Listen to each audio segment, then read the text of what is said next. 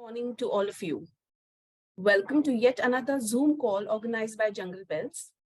Jungle Bells is an exclusive women's wildlife group.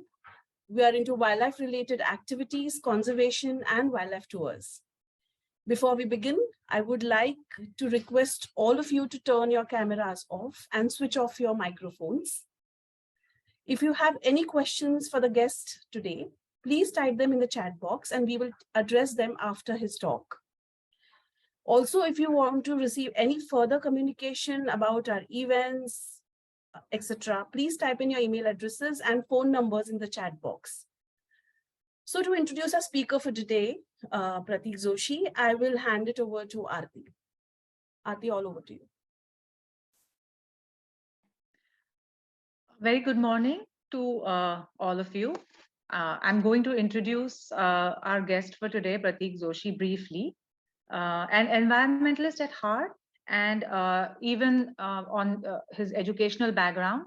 His journey in this field of environment and wildlife began as he grew up watching wildlife documentaries and films on channels like Discovery and Animal Planet. Slowly, the interest shifted from just watching films to actually observing and learning about birds on the field. This interest grew up to a level where later he pursued his bachelor's and master's in the field of environmental sciences. He believes that the right way to conservation of wildlife is by creating awareness in the society and connecting the layman to the depth of the facts and research work done on field. Following the same principle, he joined the Grasslands Trust to conserve and protect grasslands and scrublands, a rather neglected landscape. So, welcome to the Jungle Bells platform, Pratik. Thank And you so much. I think we would like to start by, knowing a little bit about the Grassland Trust and the kind of work you guys do through this trust. Yeah, hi, good morning, everyone. So, the Grassland Trust actually started 3 years ago. In fact, the work that we have been doing has been going on since 2009 onwards. So, it has almost been a decade or more since we started working in this background. But then we generated or formed an organization so that it is easier to form a team and work in collaboration. So, I'll just quickly share a short presentation on what the Grassland Trust is and which will help you get a better idea about what we all do and who we all are.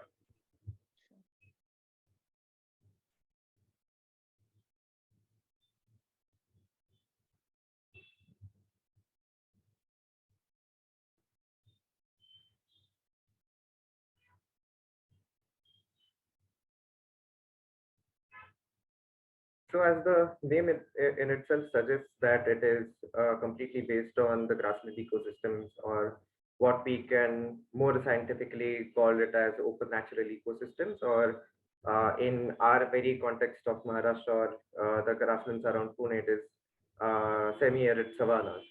So the idea began where when we call it a grassland, or say name a few species which are found over there, people usually got connected or got the basic idea of a grassland and really connected it to the African savannas that we usually see on all the wildlife films and documentaries on Discovery and Animal Planet. So that is where the more focus in terms of conservation and awareness has always been. But we have equally good ecosystems here, very much in Maharashtra and pretty much throughout the Indian subcontinent. So we felt that there is a huge necessity of bringing this particular ecosystem or the kind of habitat into focus, so that people get to know more about it and learn the importance of these so-called drylands or wastelands. So yeah, we work on the open natural ecosystems, and mainly in the state of Maharashtra. Slowly, the work started basically in Pune, but we are slowly moving out and expanding our boundaries into the entire Maharashtra state. So that is how the work is going. Yeah, the vision being just to conserve the habitat. You can see the kind of habitat that we have in the semi-arid savannas that we have around Pune. And it is more like an umbrella work where if you conserve the habitat, it is going to eventually conserve and protect all the wildlife and biodiversity, including like all the way from the smallest of the ants to largest of the mammals which are found throughout the niche. So that is the whole idea. And in this case, we go on onto documentation, making conservation films because we figured that visual media or videos is an impactful and an easier way to reach a mass and make people understand what the situation is and what we all do need to do. And community outreach and awareness, reaching out the communities which are there around these specific ecosystems and make them understand the importance of the biodiversity that is there around their own vicinity. Then capacity building and conflict mitigation. So we can see a number of conflict issues coming up like in recent times. Like just today morning, I got a call that a calf of a cow has been killed somewhere around Nasrapur by a leopard, and the last leopard record over there was almost a decade ago. So now slowly these conflict issues are coming up, and we do conduct awareness sessions so as to make the local people aware about the do's and don'ts to follow when it comes to such conflict situations in their own area. The last point being policy advocacy. So we have recently stepped into policy level documentation, and this work happened with A-Tree, that is Ashoka Trust for Research in Environment and Education. So here we developed a policy level document which will go through the government systems and which will focus on the conservation of grasslands and all the entities that come along with it, not just the wildlife or the habitat, but even the communities and economics that is there behind it.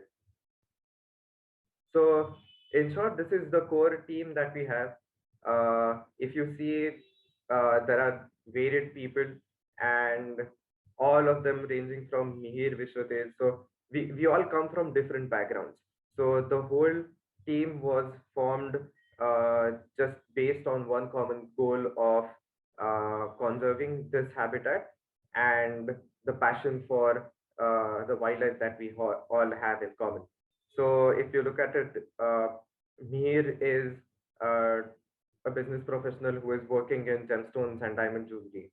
Vishwatej is a person who is working in the background of resort management and hospitality.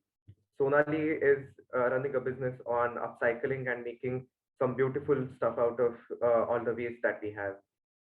So she has got a studio called Studio Alternatives, and right now they have stepped into making houses out of shipping containers. Then there is Prerna, who is an engineer with a background, but has stepped into this field just for her interest out of for data analysis. And right now she's working in illegal wildlife trade and where it comes from, and all like analyzing all those data and just help in policy level documentation in what needs to be done in controlling this illegal wildlife trade. Then there is myself. I, in case of a professional background, I am actually running my family business, which is based on perfumery, which has like no connection to wildlife, but just that I had interest. I got into environmental sciences, and that is how the journey began. Then there is Rohit Joshi, Avdul Kanago, and Viraj. These all are from software backgrounds. So they are engineers who are working in software backgrounds, but the common goal being the interest in wildlife and getting into grassland conservation, because we all have seen the kind of issues that this habitat has been facing. So that is how the team started, and now we are almost 20 odd people strong and expanding further. So those who all are there in the participants and those who will watch this webinar later on, you all are welcome to join our team and come on board. So we don't really have any eligibility criteria because we ourselves are not professionally from this very conservation background as our very own income source. We come from different backgrounds and work towards the common interests that we have. Then the kind of work that we have been doing, like I just showed a few points earlier. Habitat restoration, there is a project going on with, again, with A-Tree, where we are trying to restore the degraded grasslands. So the grasslands which have been overgrazed or let's say degraded over the time due to various activities, we are trying to get it back into its original track by studying them initially, making the baseline surveys, understanding what this landscape is, the kind of soil that it has, the kind of biodiversity it has, ranging from all the different varieties of grasses all the way to small shrubs and bushes and trees that are there around in the vicinity of that particular area. And this will lead to generating a, an understanding on what needs to be done to restore this particular landscape that is there around us. Then there is conservation filmmaking. As I discussed, that visual media is the best of what we can offer in terms of layman's perspective and make common people like make it easier for everyone to understand what these issues are. Then collaborative research projects. So we have conducted multiple research projects along with like ranging from all the way from Wildlife Institute of India to Wildlife Trust of India. A3 is on board. We just collaborated with a few Spanish scientists with whom we worked on how the different animals who basically have turned into scavenging or are originally scavengers are uh, behaving with each other when they come across or when they confront each other. So inter and intra-species behavior is what we studied through extensive camera trapping on carcasses.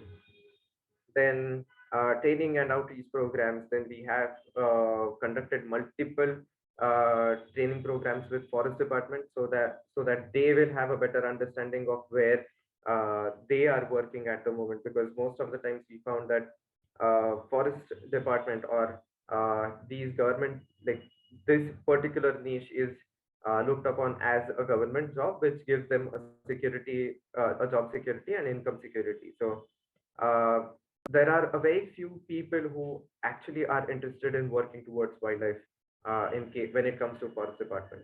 Otherwise, it is a backup option after IAS and civil background approaches of the government. Then there is rescue support. Rescue support has happened along with Rescue Charitable Trust. So we help them in say soft releases or making them understand the kind, or help them out with the kind of habitat a particular animal must be, or animal or bird must be coming from, and what kind of uh, or the location that it can be released on, what can be the ideal situation in this case, or helping them while on the rescue situations, and just learning a lot of deals with them in terms of veterinary background. Then conflict mitigation came in. We faced a number of complaints or phone calls coming up from the local people saying that there are a number of leopards coming in to the grasslands, which wasn't the case almost a decade ago. Uh, the Indian grey wolf used to be the top level predator in this particular landscape, but now slowly, because of the change in land use and land pattern use, uh, the simplest example being sugarcane farming has led to a good cover for all these leopards to slowly venture into the grasslands and generate or create a conflict situation in the areas where they are residing or moving into now. Then there is community conservation. There are plans of getting the communities, which are local communities, which will include farmers or dairy background people or poultry farmers or Dangar communities, to get involved into conservation and make them understand how this existing wildlife is going to help them sooner or later. Then when it comes to training and outreach programs, the last point comes along with it, like assisting the forest department in conducting various surveys or providing them with all the data that we generate, make reports of the research projects that we have been conducting and submit it to them so that they have even deeper knowledge of the kind of situations that are happening on field in terms of scientific backgrounds. Then this, as I discussed, like this was the concrete step towards conservation, like heavy camera tapping. You can see a carcass on which four jackals are feeding on, and the same carcass will be visited by, let's say, leopards, hyenas, feral dogs, and wolves. So one carcass or one dead animal is feeding multiple different animals. So that is what basically led to different ideas of projects that we conducted. Then this was the carcass monitoring project. It was Project Triadic because it had three entities. One was community, uh, which included the citizen surveys, the biodiversity, and the forest department or the scientific community that was working onto it. So since there were three main entities, it was called Triadic, and we conducted extensive camera tapping and conducted a lot of citizen surveys to understand what is the perspective of people who are living in those areas towards the wildlife, and whether they are scared of it, whether they are intrigued, whether they are interested in working on it, or they have some other inputs that they can give along with their own experiences, and then creating awareness amongst those very same people, if they had any misconceptions in their mind that they had shared with us. So that came along with the conflict situation, as well as creating awareness on what they can do in terms of protecting the wildlife that they have around. So making farmers understand, as simple as like, if there are deer or chinkara in that area, so if you have leopards and wolves around them, they are going to control the population of these deer and chinkaras. If their population grows, they are going to face a shortage of food or shortage of grazing area. Then they are going to turn to farmlands to raid the crops and feed on to their hardened the yield that they are producing out of these farmlands. So that is where the conflict rises in terms of herbivores. So we have to make them understand that these carnivores are very much important to control or balance the kind of population or the food chain that is there under them. So this is how awareness sessions went along with these projects that we conducted on field. Then there was a GPS collaring project which was conducted under the guidance of Dr. Bilal Habib from Wildlife Institute of India, where we helped him collar almost 8 odd individual wolves, and to understand how their home ranges are, how they move around, what is the distribution, uh, is there any seasonal difference in their movement along their area, how often do they come across human settlements. So that is what came into under this project. So same goes with the mesocarnivore project. So mesocarnivores are anything that falls in between herbivores and carnivores, so top level carnivores. So which will include Indian foxes, jackal, jungle cat, um, striped hyenas. So to understand their own distribution and movement patterns. So that was done with collaboration of A-Tree, or rather we helped them on field to understand the distribution or existence of those particular mesocarnivores and help them color them and understand their movement patterns along the way. So yeah, awareness films, short films on canine distemper virus, which was a huge outbreak, like how we had COVID for the last couple of years.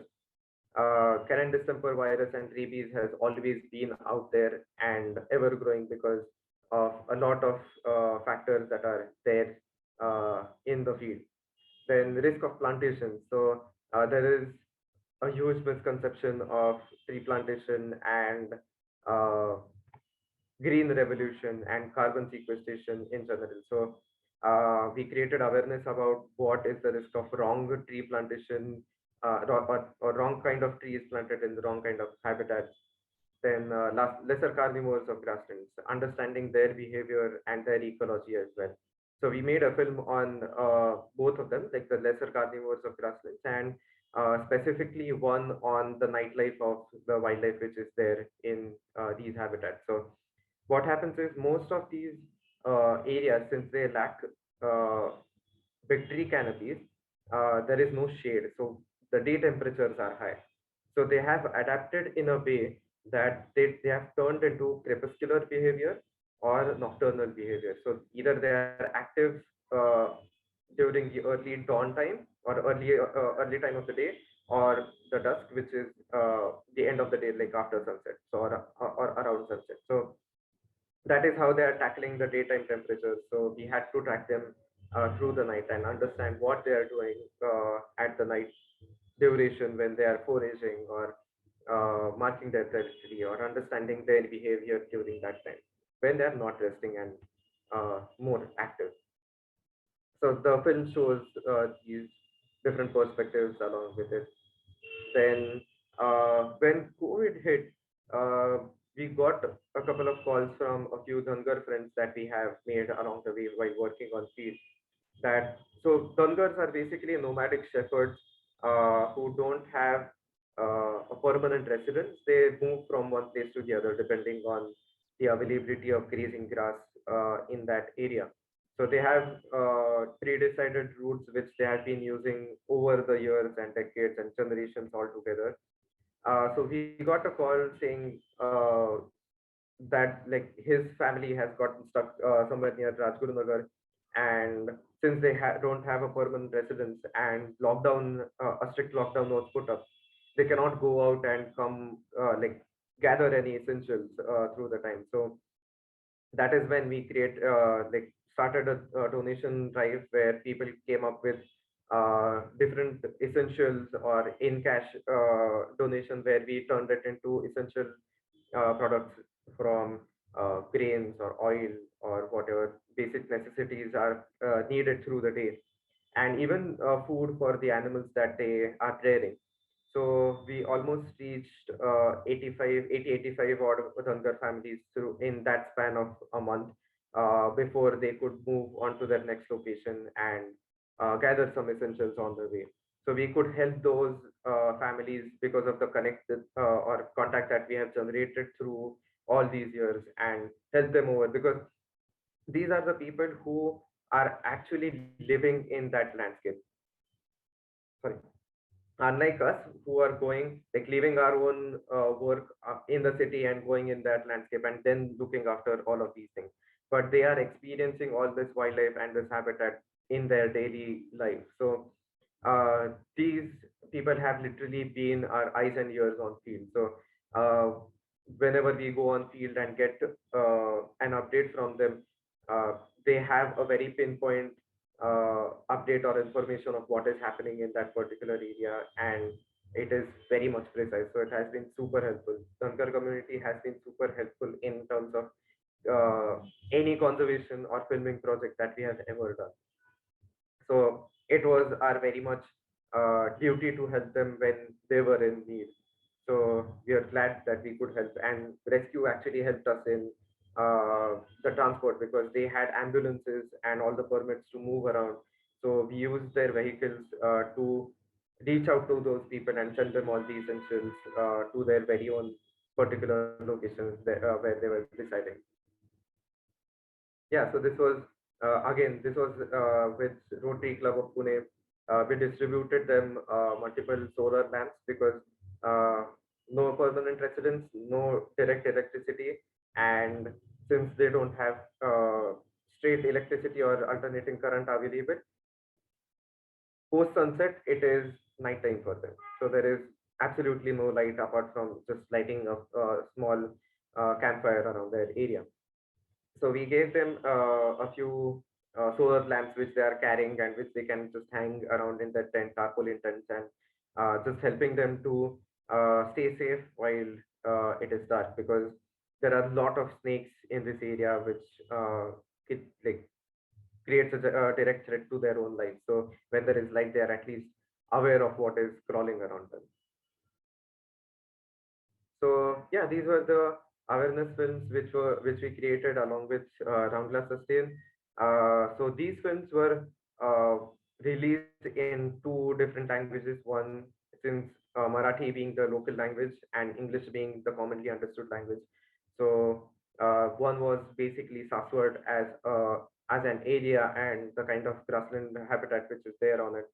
Then one was based on Indian grey wolf and how its reign is at risk while leopards are coming into the situation now or entering the scenario somewhere slowly.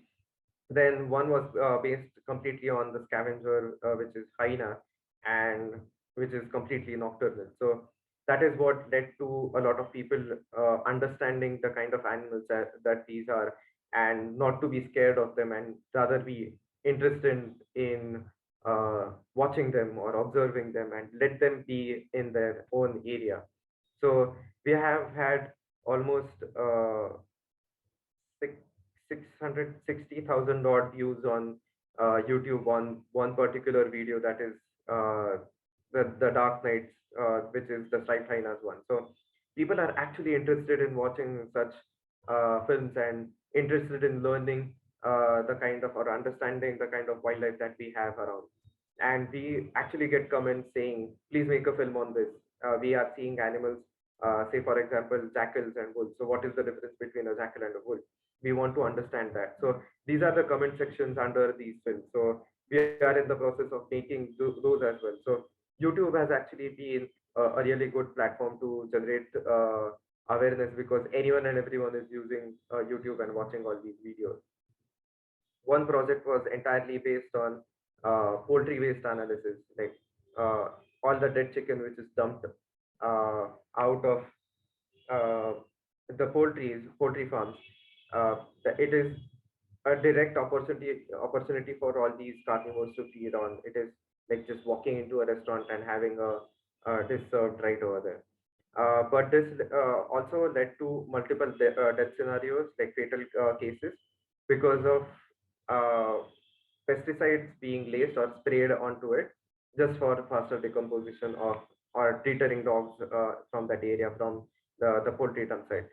So we studied along with Wildlife Trust of India of what was the basic component which led to all these fatalities, and resulted into finding out that 4-8, which is really commonly found pesticide in the area, is the reason or cause behind all the deaths that we have seen of all these animals which are feeding on the poultry waste. So now the project is into phase 2, where we are going to uh, conduct awareness sessions with the poultry farm owners or animal husbandry departments to make them understand what is needed to be done, and not to spray any pesticides on it while they dump anything, if not the least. Then Wolf House Service. So this was an interesting project with Wildlife Institute of India and Lauren Henley, who came all the way from the US to study all these wolves and to understand their language of howls, and understand how every particular wolf has a different frequency of howling, and how a hierarchy in their own family is responsible for their difference in frequency. So uh, the report link or the published paper is there online, and you can just search it out and you'll find all these interesting results through it. Then hyena scat analysis. This was my master's uh, thesis project, where I was studying poop of hyenas to see what they are feeding on, because since they are nocturnal animals, it is difficult to follow them throughout the night and see what they're feeding on. So this collection of poop and seeing all the residues in the scat was uh, the kind of data that was generated, and could find that the natural prey is just 7%. And uh, the main focus was to understand how much of the poultry waste content is there in their regular diet. But to my surprise, it was dogs, which resulted into 43% of their diet. So either they were actively hunting the dogs by visiting the villages, nearby villages, or actually carrying back the roadkills which have happened in and around the area on the connecting road. So that was an interesting finding in these studies. And on the right hand side, you can see the microscopic views of hair that were found in the poop. So the top one is the hair sample of a sheep, which was found in the hyena poop, and the bottom one is the tat of a dog. So this is how we can just differentiate by just finding the residues in their poop, because they cannot digest hair while digesting the rest of the meat. So that this is what stays back in their scat or poop that they excrete. Then we came across a number of den sites getting blocked over the time because people found it threatening that there are animals around their farmlands and might be at a risk of being attacked by these animals. So they used to block them by huge rocks, so that if they don't have any dens to live on, the animal is bound to move into another area. That is one of the reasons. The second was porcupine hunting. A lot of like uh, so if you look at Parthi community, they are bushmeat hunters since generations, and they actually block multiple entrances of their den sites and leave one of them open and smoke it, so that whatever animal is there inside just pops out because of the smoking that happens in their cavity inside, and then they hunt those porcupines. So just because of misconception or communication of understanding that or thinking that this den is of porcupine, they have actually blocked den sites of hyenas and wolves along the way. Then this is the impact of what we have worked on up till now in last uh, short span of 4 years. Like reached 85 families of Tangar, as we discussed then. More than now, like it is 10 plus awareness session. It is now more than 20, 25 odd awareness sessions. Then working on wolves, hyenas, foxes, jungle cats, spending a huge amount of time on field and just observing all the wildlife that is there in this very beautiful landscape. So yeah, this is all the coverage that we have gotten over the years, either through popular articles or newspaper articles or just uh, social media featuring and everything. Wow. And these are all the collaborators that we have worked with up till now. So yeah, this is what we do. This is what is Grassland Trust. That is great, Pratik. You guys do a lot of work. So most of your films and everything, I mean, the funding is through donations, or how do you fund all the films and So the very first film that we made was the Treasures of the Grasslands, and which was entirely self-funded. Like we had chipped in all the money to make a 32-minute long documentary. Later on, we collaborated with studios or production houses or something as simple as Round Class Sustain, who is uh, a media platform, and we collaborated with them, and they provided the funds to make all these films awareness films, and that is what helped us in reaching the kind of awareness films that we have already made. okay. And they're all available on your YouTube channel. What is the channel called? Yes. So the Treasures of Grasslands is not available on YouTube. Rest of them are. Like the Round Glass Sustain episodes are there. Then there is a new film which is Hidden in Plain Sight, which talks only about understanding the radio telemetry or GPS collaring of animals and how it is helping conservation. Because a number of people have uh, multiple questions on why GPS collaring is done. Isn't it heavy? And so all those questions are being answered in Hidden in Plain Sight. And you can see the Grassland Trust India. You can just find it out on YouTube, Okay. Facebook, Instagram, Twitter, everywhere. Okay. Yeah. Mhm. No, you guys are really doing a lot of work, and it's evident from what you've shown us that there is a lot to be done, or a lot, that can be Absolutely. done still. So This is just that's the really first wonderful. step. Yeah. And like you mentioned, even we at Jungle Bells, we've been talking about this, that I think educating the locals around these grasslands is like the biggest thing you can do to save them. Because right now they, Right. perceive these animals as a threat to them and to their livelihood. And in fact, if we teach them how to, how they can incorporate the grassland as a part of, like, for example, increasing tourism maybe might be one of the ways we can help, We them. can call it responsible tourism instead of just Responsible tourism, of course. yeah. Yes. uh, okay, great. Hey, Mangi, you want to go Yeah. with the next? Yeah. We'll talk more about this maybe later once, Definitely, definitely. yeah, we're done with the rest of our questions. Yeah, so Pratik, as Aarti said, this is a mammoth work that you're doing, and we are really happy to have you on our platform and to spread the awareness, because we also believe that awareness is the key. And once people come to know, it reaches them, then they will come forth, because ignorance is something that we cannot help. Right. So reaching to maximum number of people.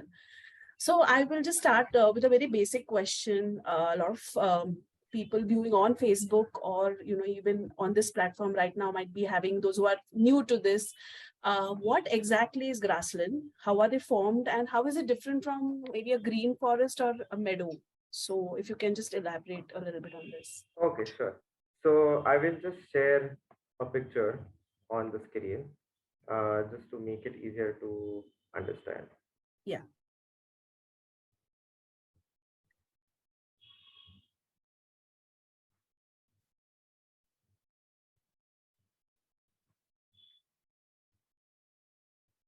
So is the picture visible, or I should change No, the I screen? think Okay. you can stop the share, whatever you're sharing, and then reshare. Is it Yes. showing up Yes. now? Yeah. Yeah, yeah, yeah. So this is what a grassland is, and it is nowhere close, visibly close to forest ecosystem. So the thing in case of grasslands is it has developed on such geological area where Mhm. the soil depth is very low. So Okay. even if you go just half a feet under the top surface of the soil, you'll end up with hard volcanic rock bed. So that Okay. is what leads to just grass growing over there and doesn't make it favorable for any larger trees to grow, because the larger trees have to spread their roots even further below, and rocks Right. are the hindrance. So that is the basic difference, that there are no tree canopies. If Yeah. you just take a layman without just say that we are going to the forest and just take him or her to such a landscape, uh, they would be confused because you call it a forest and then there are no trees. Yeah. So, uh, or say that this is a forest department area, but where is the forest? So, Yeah. the Yeah. basic concept of natural habitat or ecosystem that we have been taught since childhood is that green space is lot of trees and dense Yeah. forest and huge tree canopy. Okay. Uh, Okay. that's not correct. Like, this is very much an existing beautiful ecosystem with varied diversity in it. So All I'll right. just share another picture.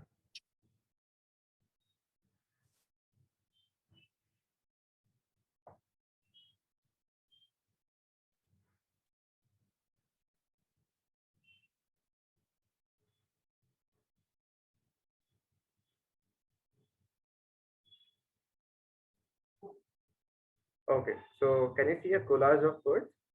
Yes. Yeah. Great. So these are the number of birds that are found in the grassland. Wow. Okay. And the interesting part about all of them are something like the one in the top left corner is a chestnut-bellied sand grouse, or Hmm. right next to it is a painted sand grouse. Then there is Painted. painted francolin, or there are wheatears, narks, pipits, nightjars.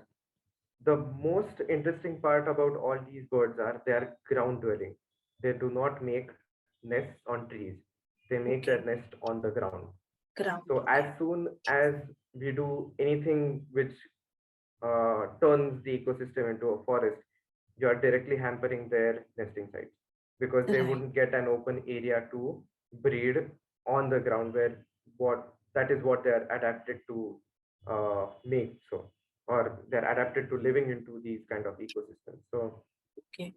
we have a list of 350 different bird species, ranging from all the small larks all the way to all carnivorous birds or nocturnal birds. So Okay. something like the steppe eagles or Bonelli's eagle, Hmm. Hmm. uh, short-toed snake eagle. So all of these uh, fall under this list of 350 bird species that we have observed along the way. Wonderful. Wonderful. Okay. Yeah, this is So so. I guess this explains what grassland is. Yeah, yeah. It Thank is you. primarily grass and not Correct. just Correct. So we always, visualize grassland as tall grasses and, you're walking through it. A lot of people do ask us also, can we walk in? And, they don't see it as a barren land, moreover, wherein, as you explained, so right. that is also called a grassland. Yeah. And there's so many So again, species that reside in it that you gave a very good exactly. point that why they need to reside there and why, they can't be taller trees or things like that. Correct. That's good. Yeah. Yeah. Aarti, over. You have to unmute. So, yeah. I think Pratik, your next slides were talking about what my next question was, that what kind of wildlife is found, on these grasslands. I know that there's a huge variety, and it's not just foxes and hyenas and jackals. I know there's a lot of other smaller species that also live in the grasslands. So if you can shed some light on that. So I'm just sharing another picture, which I guess I just skipped through. Yeah. So you can see the kind of diversity in this one particular collage. So there are arachnids, like the scorpion in the top left.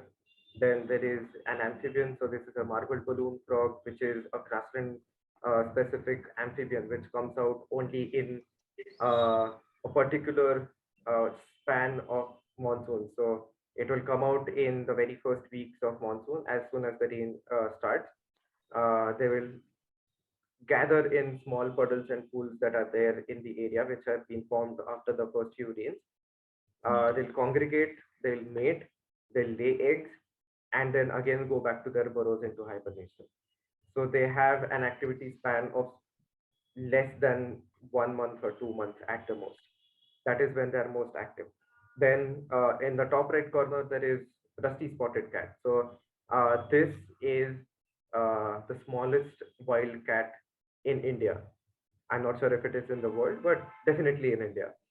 So this was considered super rare initially, but if you look at it in nighttime, or if you just go around on night surveys, you'll find them moving around pretty commonly.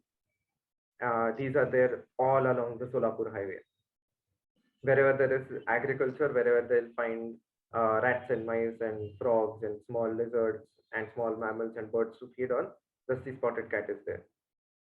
Or then there are again mesocarnivores, like the one on the left in the middle row, that is the golden jackal or Indian jackal. Then there are birds like painted sand crows.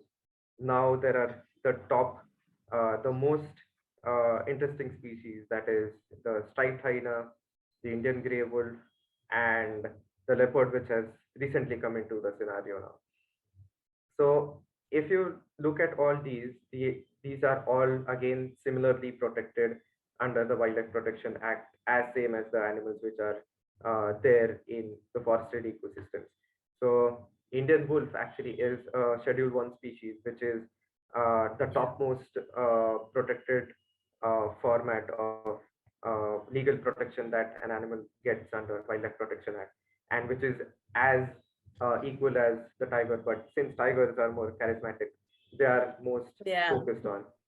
Indian wolf looks like an elder brother of the dogs that we see around. Yeah. So it has gotten neglected. So if you look at striped hyenas, they have stripe patterns on their back, on their fur or body, and which is unique to every particular individual. It wouldn't get repeated. It is just like a fingerprint that we have. It is like a tiger stripe pattern. Yeah. Recently, we came across a news that there is a tiger sighting in Sinhagad. So, Okay. which was most likely a striped hyena crossing the vehicle headlights, and just because the animal appeared striped and yellow in front of the vehicle headlights, it came out as a rumor of a tiger roaming around in Sinhagad, which is most likely the case. Oh, okay. Okay. That is how it came Yeah, up that and is a good clarification. spread I like a think wild. so many people are wondering what was happening anyways. Yeah. Because there were no signs of tigers coming in. There are no Correct. pug marks. There is no scat. There is no active hunting going on over there. Like the tiger actually hunting down any cattle or carcasses found of any of the kills that he has made. But there have always been hyenas in that area. So that was most likely the case of what happened during that time. So this is the kind of diversity that we have. If you look at the middle portion, that is the kind of vegetation that we have. It is xerotypic, which is uh, evolved in a way that they are supposed to live in dry landscape. They have thorns on it so as they can conserve as much as moisture that as they can, smaller leaves, so that there is less transpiration and less loss of water through their tree body, and short grass which is growing along the way. And if you, I guess I can zoom in. Yes, you can see along the way it is just a grassland, and there are no tall trees anywhere apart from the fields where the other farmers have planted a few. Then there are a few reptiles like these uh, big fours that we call. Can you see the collage of snakes on the screen? Yes, we can. Ah, That's it. so the big four venomous snakes of India, that is the Russell's viper, soft-tailed viper, spectacled cobra, and Indian crate. All four species are found in these grasslands, along with something like the top middle one, that is being the red sand boa, or the top right corner, that is the cat snake. Then right below it is Indian or banded racer, which looks very much similar to a spectacled cobra. Then there is Gunther's racer, puff-striped keelback. And all these reptiles are found very much in this landscape as well. So it is not just the forested landscape that the snakes are found in. So that is the kind of all the biodiversity that we have, and they are super interesting. Yeah, very, very interesting. So besides Pune in Maharashtra, where do you find these kind of grasslands, Pratik? Oh, this actually can be a very good question for all the participants. We can just drop an answer in the chats if you know where all the grasslands are found. Okay, sure. People can. Let's see how many people have the kind of understanding that we expect. Yeah, anybody, if you guys know, of any grasslands other than in and around Pune, I would say, please type it in the chat box. Well, Solapur, yeah, Saswad. Solapur, That's one, Saswad. yeah. I guess I still consider Saswad is kind of around Pune, but It is around. Yeah. Baramati also, I think, has Right. grasslands, right? If you look at it,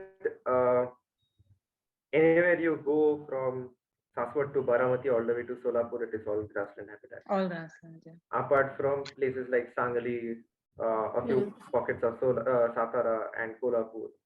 So those, when you start moving towards the western Ghats, it is forested ecosystem. But if you, as soon as you step onto the east side of the western Ghats, it is all grassland. Okay.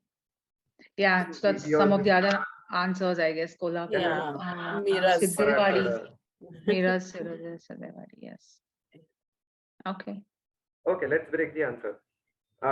Grasslands are found all the way from top of India, that is north of India, Himalayas, all the way to the south of India. So pretty much the entire Indian subcontinent.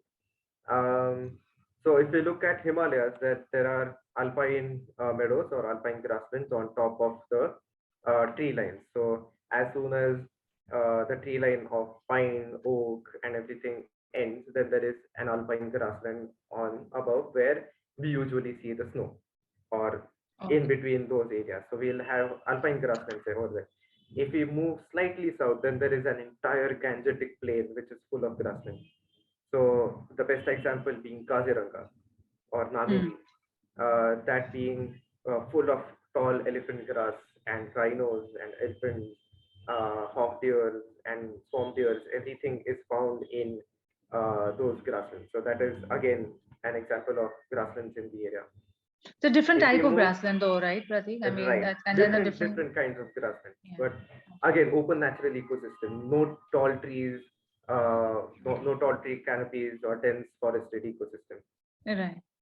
So yeah, we have got Kutch. I was just moving on to that. So if we go west of India, then there is Rajasthan and Gujarat. So something as uh, GRK, LRK, Hmm. then few other places like Jamnagar, which has multiple water bodies, but all the areas along it are grasslands. If we Okay. move to central India, then there are places like Kanha, Bandhavgarh, Tadoba, Pench, Panna, which are all tiger centric Yes. parks and Wonderful. national parks which are celebrated. But if you look at all the outskirts of these uh, national parks or all the what do we call it, corridors, uh, those are primarily grasslands. So a recent study actually showed that all the deciduous forests or central Indian landscapes are old growths, savannas, which have trees but has an understory of grass. So again, Mm. it forms a kind of grassland ecosystem. If we move into our own area, it is very much an open natural ecosystem or semi-arid savannas. If we move down to Karnataka, then even that place, somewhere around Hampi, Koppal, north like Uttar Kannada district, is all grasslands. Yeah. Uh, if we slowly move towards Western Ghats, we go towards Nilgiris, and anywhere beyond Coorg, then we have Shola grasslands, which is again in the middle of uh, evergreen forests. Like the top of the mountains are all grasslands. So we have grasslands pretty much all over India, if you look at it. Okay. Okay. Yeah. That's very interesting to know. Actually, my question you've already covered the next one, that how our grasslands is, different from a Gujarat and a Rajasthan, which are there. But you've kind of explained that. Yeah, I mean, I honestly didn't know that LRK and all of that comes under a Yes. Yeah. grassland, The grassland. ecosystem. So yeah, Correct. that was Correct. Correct. Yeah. So we look at it So, as a desert ecosystem because it is flat. It doesn't have like places like Bunny is an amazing grassland, but if you go to yeah. Kutch, it is a salt pan, yeah. and pretty much So a flat area. But again, forms an open natural ecosystem with similar kind of wildlife, adapted okay. to stay and survive in those conditions. Right. Correct. Correct. Correct. Yeah. Yeah. So, So coming, you want yeah. go ahead. No, no. Yeah. So, just wanted to, if you can elaborate a bit on the tourism in grasslands, Mhm. and how do we encourage the do's and don'ts? Like you said, a responsible tourism is what we are looking at rather than, just Right. going and having a great time. So what would you let our people and our audience know about it? How should So we? we actually are in the process of generating a document with a list of Okay. do's and don'ts on how responsible ecotourism in open grassland ecosystem can be conducted. So as simple as if there are road tracks already formed, just follow those road tracks. Don't go off the road Yeah. just because you can drive your vehicle and your vehicle has a good ground clearance. Because Yeah. in the process, you're trampling a number of grass species, a few ephemerals which grow only during that particular time period of say monsoons. All these birds are dwelling and nesting on the grass. You can just trample and drive on their nest with all their eggs and nestling like fledglings inside the nest. So that's Yeah. a possibility. Simple do's and don'ts like these: key, do not off road. stick to the track. Uh, we have good lenses to photograph them. We have binoculars to observe them from a distance. So just follow the simple rules of any national park that we have been following. Not to disturb the animal. Yeah. Give them safe space. Uh, Keep a safe distance from them. If the animal is moving towards you, then it's a different case because the animal is actually comfortable in your process, in your presence. Maybe you can just step back and give the animal a space to cross over and move to the other area wherever the movement is happening. Do not block the paths of these animals. Don't run behind them to get all the pictures and great views. So this is something that we can follow, and we are just making an elaborate document and which can be provided uh, as an open source, or we can just submit it Okay. to the forest department, which will make sure that it gets followed. Okay. Thank It you. it is in terms of ecotourism, it is, yes, it is important because that is how people are going to get exposed to all the rich biodiversity that we have, understand its importance, uh, see them, and uh, just absorb all the beauty that they have. True. But that is going to happen only when good responsible ecotourism happens. Absolutely. Aarti, you have to unmute. Hi, yeah. Yeah, you're on mute. I'm so sorry. I don't know. Yeah, so I was asking, what would you say are some of the major threats to the grasslands? I mean, mostly from humans, or is there anything Yeah. else? We all are the major threat to all these animals Okay. and everything. So the biggest being all the development projects, because Right. the government actually declares or puts up or publishes a Mm. journal every few years called the Wasteland Atlas of India. And that Wasteland Atlas of India is nothing but mapping all the grassland ecosystems that we have and making Okay. it open to different developmental activities, which Mm. can range from developing MIDCs, industrial areas, or which can go all the way up to an airport that is coming up now. So Yeah. that's a straight threat. So once Correct. these developmental activities or infrastructures come up, uh, there are roads connecting it. Yeah. Roads cut through habitats, that is a direct threat in terms of road kills and road hit cases happening. Animals Right. dying on the roads, getting crushed under the vehicles. No safe corridors for them to cross from one area to the other. Then so as simple as an idea of an airport coming up, there have been so many plotting schemes come up in Yeah. because people want to uh, sell their land and make money out of it. And plotting schemes turn into barbed wire fencing, which again obstructs the movement of the Oh, animals yeah. which are Yeah. there. Then there is something like overgrazing, just letting cattle graze onto like hundreds of cattle graze onto the ecosystem or the grassland, which is used by both cattle Mm. and the wild herbivores as well. So Mm. just a good control on this grazing or having say rotational grazing in that area can lead to a good coexistence. So if we have to look at the issues in terms of animals providing or creating issues to the wildlife, then dogs are the biggest problem.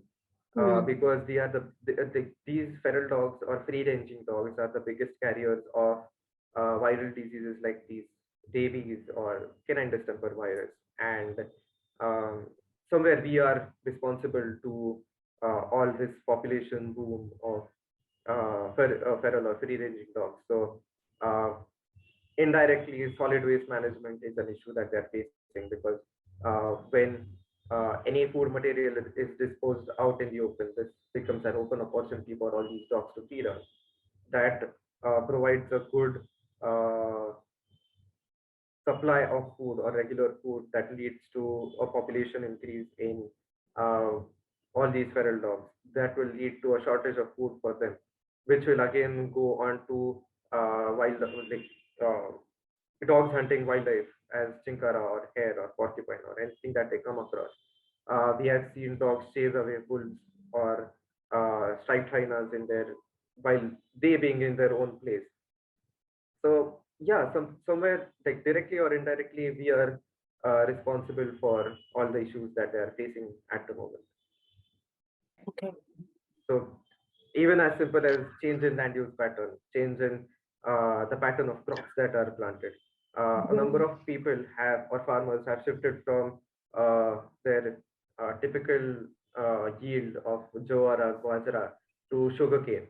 So just because it is a cash crop and Right. provides Yeah. larger economy than compared to that of the traditional crops, that has led to leopards entering the scenario because they get a year-round, say, refuge for them to stay and raise their cubs and everything. So these leopards are slowly pushing out Indian wolves out of their area and entering that landscape and hunting and being more active over there. So there are Oh. multiple issues that this landscape has been facing. And lastly, but not the least, the wrong kind of tree plantation that has been happening. Uh, because Dhade Lawa, Dhade Jagwa is the most Yeah. common idea when it comes to, uh, say, environment, like any good deed towards environment. So Yes, towards the thought process Yeah. or the intention is good, but the kind of trees that are planted are either wrong or the kind of habitat that they are planted is wrong. So there is no point in planting any trees on grasslands because they are not supposed to be there. You are actually hampering the environment by planting the trees. So Right. understanding that is something that is important. I think most people, they see the barren land and they feel, oh, this is where we need Exactly. to. So that's why the awareness has to be there. I think one of Exactly. our viewers, Sangeeta, is saying that Sangeeta Deshpande, she's saying people randomly clear areas and plant trees because they feel that they've done a good job towards nature conservation, and actually it's harming probably the environment. It's Correct. planted in the wrong Correct. areas. So okay. So their intention is pure, but their methodology is wrong. Like their Methodology and execution is execution is wrong. wrong. Yes. Okay. So I guess, yeah, we have to keep working towards raising awareness like you guys have been doing. And that's the only way to face these problems, I think. So Right. yeah, I think that was our last question is like, what can urban citizens do to help and help in conservation of these grasslands? Like how can they help?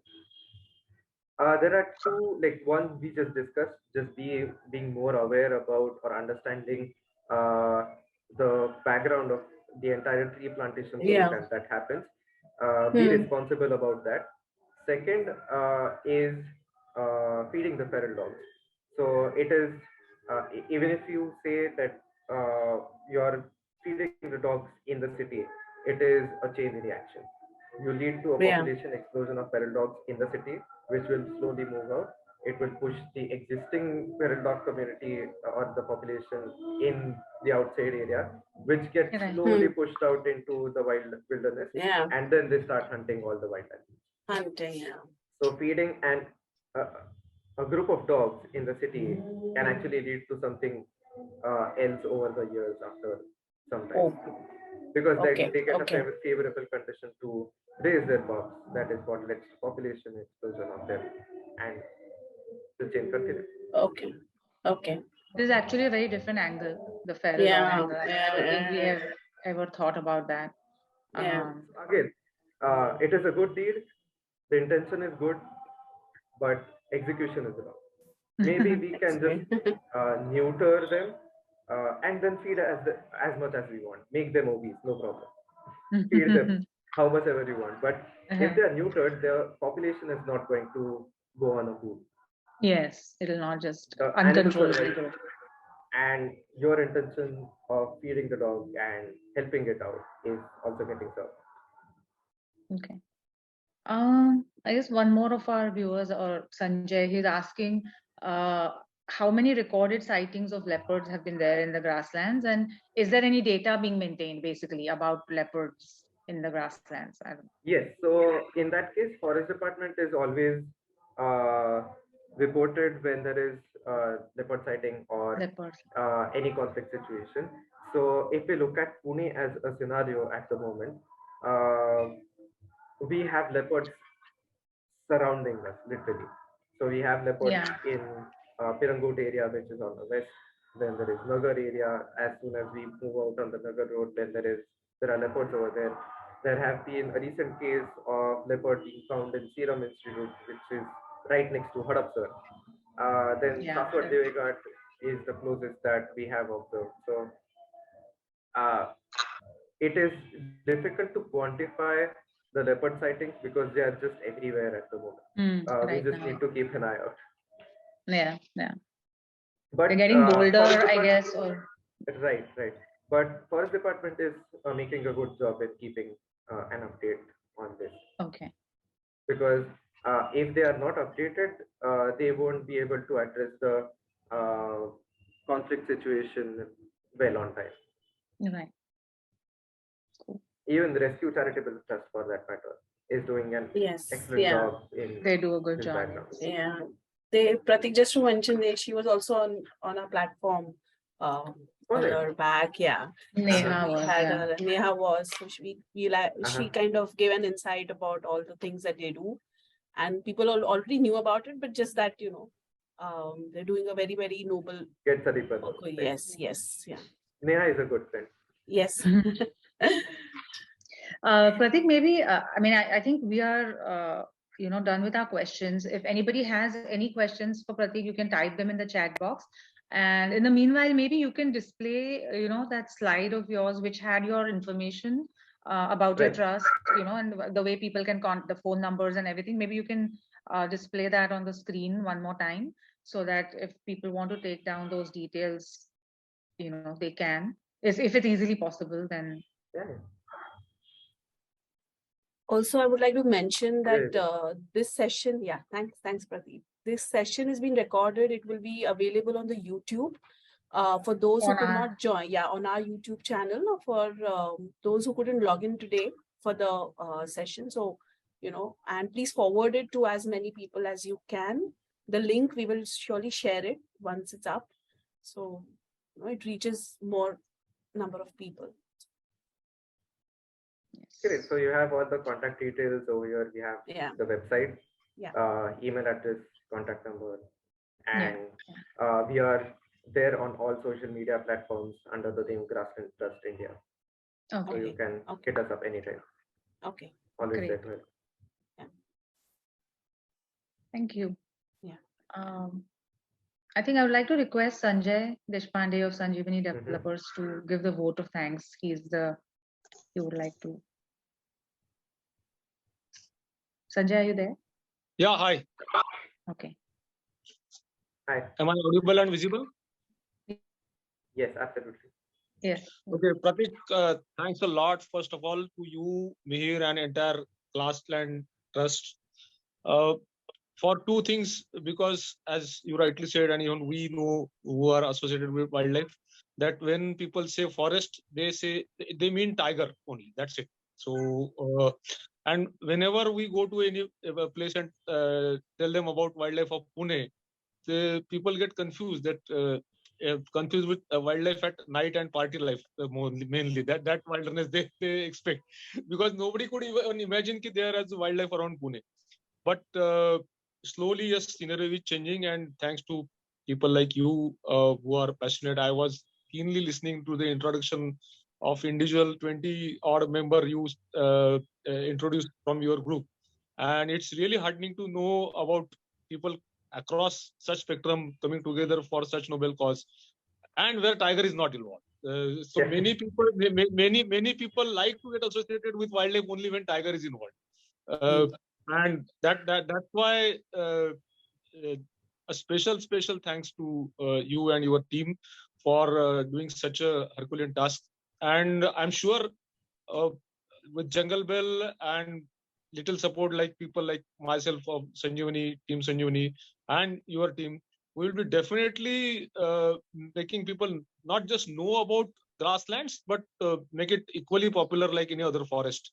I think Right. there lies the sustainability or conservation of it, because I There lies the have been balance.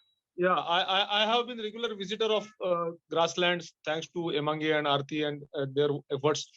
But Correct, yes. unfortunately, local people themselves are not aware about it.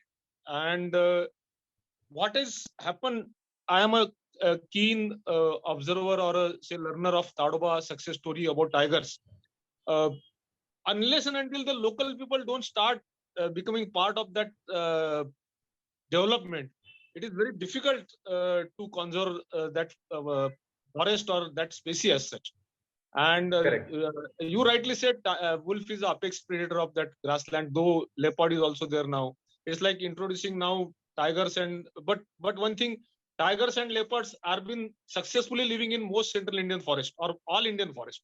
So why Correct. can't wolf and leopard stay together? That there your expertise can be appreciated. That And is definitely something to be worked upon and studied.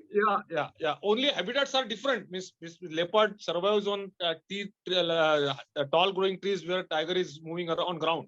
But here that's not the scenario. A wolf is lot weaker than tiger and not as agile as leopard itself while surviving from tiger. So that you have to work They're around. always stronger in the numbers since they Correct, stay in correct. pack. They're always They stronger go in by numbers. pack. So that can be their strong point of it. And now we will be definitely happy in joining hands with you on any front, specifically making the locals part of it. Once Definitely. again, thanks to Emangi and Aarti also on Jungle Bells, where they are doing a remarkable job making people aware about such spots, such aspects of wildlife.